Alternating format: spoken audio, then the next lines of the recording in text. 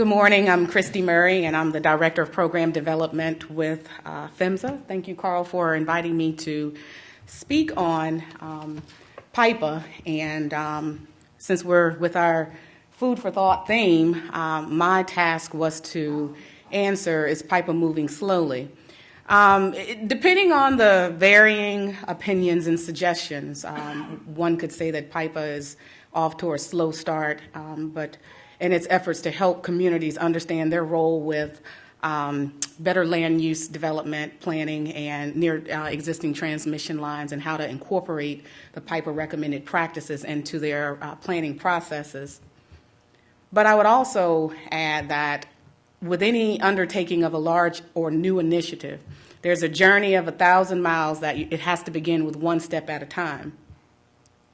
And there are many steps that have been taken, and Carl highlighted a number of those, one in which includes the development of the recommended practices themselves, forming the communications team who's been working very hard and actively to promote the recommended practices, and developing additional tools to help local communities and local government to understand some ways in which they can improve their planning near pipelines. Also, the communications team has worked to encourage affected stakeholders to adopt and implement these practices. And then there's a lot of discussion, and Carl kind of hit on it when he talked about having sustainable implementation activities. And one of the things that we're trying to do is institutionalize the outreach and implementation efforts regarding the PIPA initiative. A number of resources have been developed and made available on PHMSA's stakeholder communication website. A lot of pipeline operators and others who are involved with the PIPA communications team have also put a number of these tools, made these tools available, provided links to these documents, have been working hard to promote the awareness that the recommended practices exist, and there are a number of tools to help in this effort.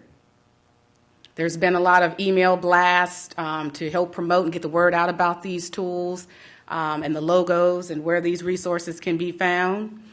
Also, earlier this year, we held 6 customized state webinars in Massachusetts, Virginia, Ohio, Texas, North Dakota, and to help local communities, emergency planners, local governments understand what pipelines are, some of the risk associated with it, kind of a pipeline 101, linking PIPA into that discussion so that they understand what their role could be in improving their land use planning around existing lines. And so as we have worked with those initiatives, and going back to the sustainable ways of looking at how do we really integrate PIPA into pipeline safety and making changes at local and state levels, it ties us back to how do we institutionalize risk-informed planning near existing transmission lines.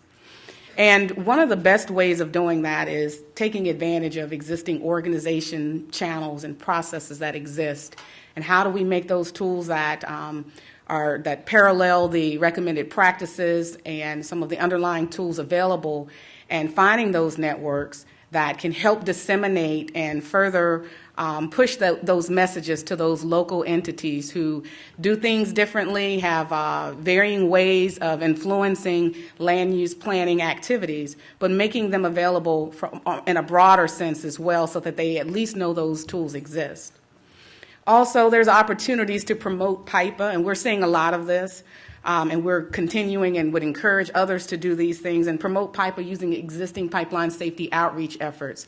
For example, public awareness. I know that a lot of operators are even putting links out on their public awareness site and so on related to PIPA, so that they can start to spread the word that those tools exist.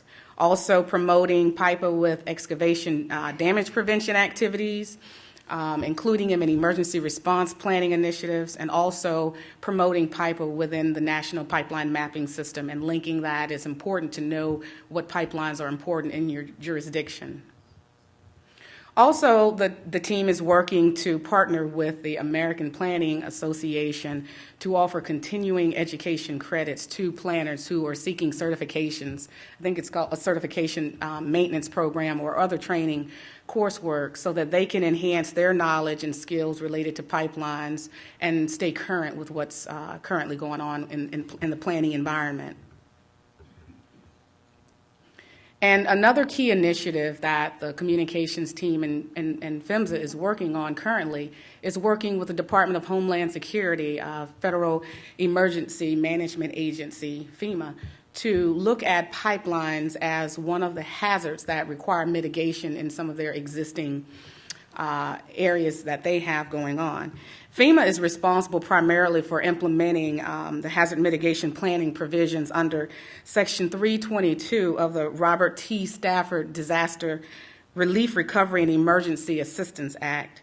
And what this does is it provides a basis for the states, local, and tribal government entities to undertake a risk-based approach to reducing their risk in their communities. So by the communications team recognizing this is a particular point of opportunity to institutionalize PIPA, recognizing that pipelines could be viewed as a hazard that requires mitigation. It gives us another existing channel to take advantage of.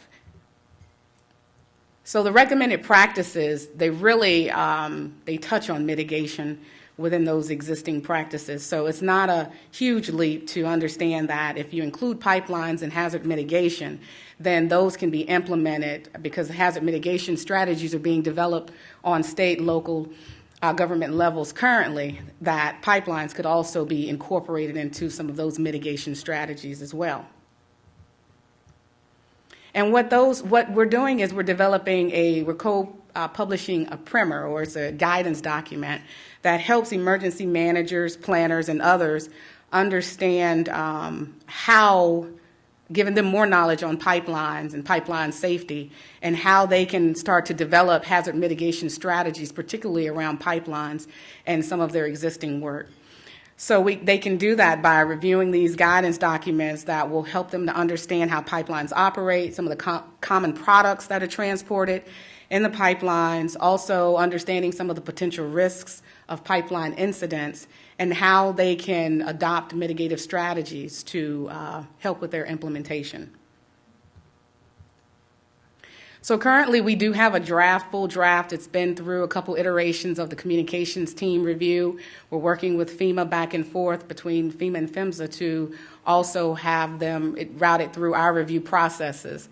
The end goal is to have FEMA provide the final document out on their website, where they keep a lot of their mitigation planning resources, and a lot of local and state agencies go out here quite a bit and use this as a resource. So this is a great way to promote hazard mitigation for pipelines in an existing area, and hoping to leverage FEMA's website to do so. And once this document is published, PHMSA would like to co-promote the existence of this document and help spread the word that it's available. So going back to the question or food for thought, is PIPA moving slowly? Arguably, in some areas, yes, but when you're looking to introduce a new initiative and to try to build a foundation first and grow and build on it, it does take time. So then it begs another question: how can we pick up the pace with PIPA? How can we increase the pace? So I intentionally didn't put one set of stairs here, because I think the best way to really gain momentum and traction with PIPA is to take a multifaceted approach. And the more people and organizations who are involved with promoting the recommended practices, implementing them, and encouraging their state and local government to do so, the better off we will be in helping to advance the PIPA initiative. So the question is, what can you do? What can we do collectively, individually, to really help promote PIPA and to look at some of the areas that Carl challenged earlier with regards to existing communities and how we could potentially look at new pipeline construction and the dialogue of the PIPA efforts. But the key is to get involved.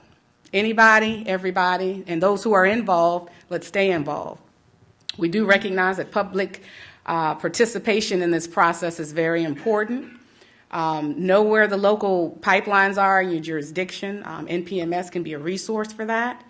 Read the PIPA report, recommended practices. Take a look out on the stakeholder communication website. There's a number of tools that you may find to be very useful.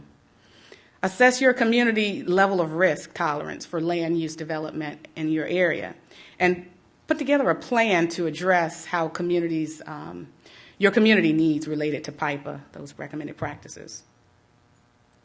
Also, go to your state emergency management. Each state has some different nuances and different approaches they're taking with hazard mitigation and land use planning, and even on the local level. Go out and take a look and find out how it's done in your state so that you can become more informed. Also, go out and take a look at what FEMA is currently doing with their mitigation efforts on their website so that those items can be in the back of your mind as you're developing plans or encouraging others in your communities to develop plans. Consider pipelines as a hazard mitigation in your hazard mitigation plan for those who are involved with making decisions about local jurisdiction and planning and how land will be used and how the mitigation strategies are developed. This is an opportunity to open and broaden the discussion with pipelines. And of course, as always, and the current theme or the overarching theme is to promote PIPA through existing channels. There's a lot of different things that are taking place. So sometimes we get focused on one particular area or the areas that are priorities, but we can miss some huge opportunities to really promote PIPA and existing things that are going on. And take on some of those tough issues. You know, listening over the past day or so, there's been a number of good issues that have come up. There are obvious gaps in how we look at land use planning and new construction and some other key areas, sightings. But those are worthy discussions. Those are, if we really say we're serious about pipeline safety and reducing incidents, we can't leave those things off the table. And at some point, we'll have to come back to talk about them. And lastly, I would say that if you're not aware of the PHMSA Technical Assistance Grant Program, here's my opportunity to put a plug in for that program. Local communities and nonprofit organizations can apply for a technical assistance grant. A single grant is $50,000 per, up to $50,000 for a single recipient. And this grant program is a year grant program, and we usually start soliciting applications around the January, February timeframe. So if you would like to get more information about it, definitely visit our website. At the bottom of the page, there's actual examples of previous TAG grants that were awarded and how those projects were implemented. So there's some great ideas out there for you to take advantage of. And also sign up on on grants.gov if you're interested in getting alerts that will give you a heads up when those technical assistance grants are being solicited and posted out there for those who are interested to apply. And I believe that is it. All right. Thank you. Thank you, Christie. Thank you, Christie. Just as a point of interest, how many people are in the room that were part of the original PIPA effort? So if anybody's interested in PIPA, look for those folks and track them down, and Christie and I certainly will be here too.